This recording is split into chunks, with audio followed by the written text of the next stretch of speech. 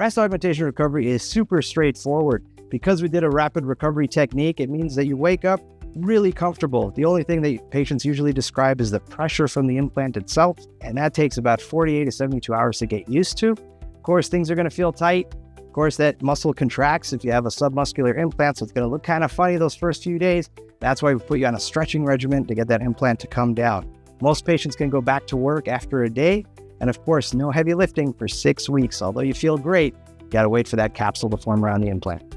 In terms of results, it varies with patients, but I want to say most patients, 90%, get an amazing look in about 4 to 6 weeks. The final result, believe it or not, does take a full year, and that's why we take photos of you throughout your follow-ups that you see with me. But the movement should be more subtle. After about 3 months, it's really subtle, softening. That's that drop and fluff phase of breast augmentation. So what is drop and fluff when it comes to breast augmentation? Well, remember, especially if you have a submuscular augmentation, that muscle kind of sits like this and it really contracts around the implant right after surgery. As you do your stretches, as the implant settles, that muscle relaxes, lets go the implant. So you get nicer side boob, much rounder side boob, much nicer under boob as the muscle relaxes, the implant comes down. The full process does take a year. Most patients get an amazing look in about 4 to 6 weeks.